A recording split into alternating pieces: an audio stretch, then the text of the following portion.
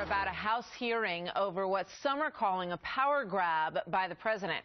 Questions being raised about whether he's pushing the Constitution aside, kind of picking and choosing which laws he wants to enforce, adding to others in some cases with health care, and what all that means if Congress cannot stop it. What's America look like in the next 25 years if we have executive upon executive that builds upon this continual stretching or disregard of the constitutional restraint, that disrespect for Article 1? I have great trepidation of where we are heading because we are creating a new system here, something that is not what was designed. We have this rising fourth branch in a system that's tripartite. The center of gravity is shifting, and that makes it unstable. And within that system, you have the rise of an Uber presidency. There could be no greater danger for individual liberty. And I really think that the framers would be horrified by that shift. If the people come to believe that the government is no longer constrained by the laws, and they will conclude that neither are they. That is why this is a very, very dangerous sort of thing for the president to do, to wantonly ignore the laws, to try to impose obligations on people that the legislature did not approve. Very powerful testimony in there yesterday. And I'm joined now by Republican Congressman Bob Goodlatte, who is the chairman of the House Judiciary Committee that held that hearing. Congressman, good morning. Good to have you with us today. Good morning, Martha. Good to be with you and your viewers. You know, just sort of take everybody back for a moment and give everybody at home the background as to why you felt it necessary to have this hearing in the first place. Well, I think the public has a growing awareness, but not as aware as I think they should, of the growing assertion of power by this president to do things to change laws.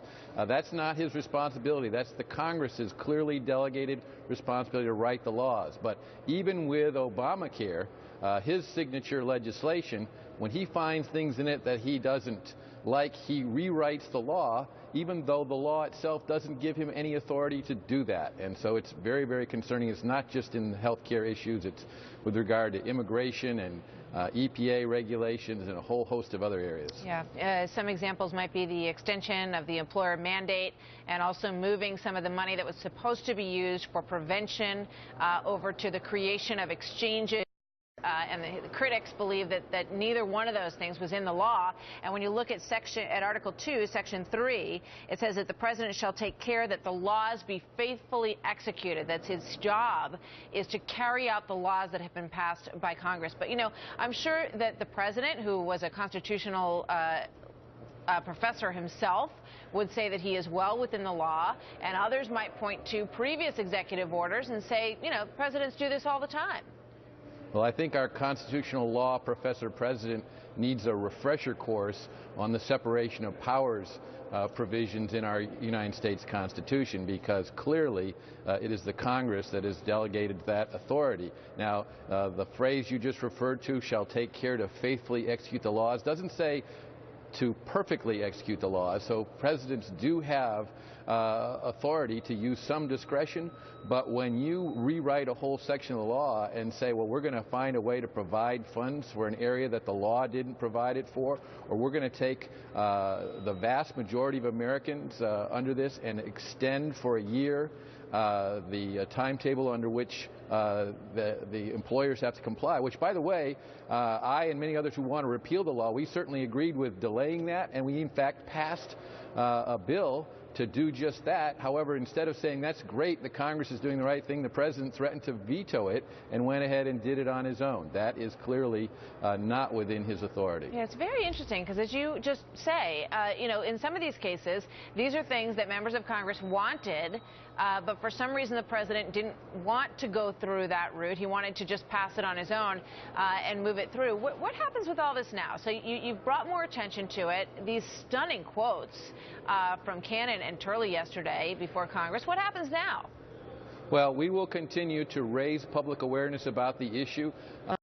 are a number of remedies. Obviously, Congress has the ability to cut off funds. We have the ability to hold these kind of hearings to shine a spotlight. We have the ability, people do in general, to bring lawsuits. There's discussion about amending the law to improve the standing of the Congress itself to bring lawsuits challenging abuse of authority by the executive branch. But the most important thing is to raise the awareness of the American people. And the most important thing of all, in my opinion, is that this needs to be bipartisan. And we need to have more people standing up, not for the particular policy issue that they like or dislike. After all, Jonathan Turley, the professor that you cited, he is a supporter of Obamacare. But he's very concerned about the way that this president is going about exercising his authority. Pardon me for interrupting, but how many Democrats do you think you would have on board? Well, at this point in time, not many, if any, but I think hearings like this help to bring the question to bear, and that is, this isn't about the underlying policy, it's about the power of the Congress, the elected representatives of the people, to write the laws of the land as the Constitution intended. And that process is not a pretty one, it's not an easy one, there's lots of hard-fought debates and lots of negotiations, but the fact of the matter is that's how our system's designed, and if instead the president can bypass that and simply write it himself, because after all, he doesn't have a debate in the Oval Office about what he wants to do. He does what he wants to do. Then you no longer have representative democracy. So that's what's at stake here. You've raised some very important points, and their testimony yesterday was also really quite stunning in its scope. Thank you very much for being here, Congressman. We'll see you next time.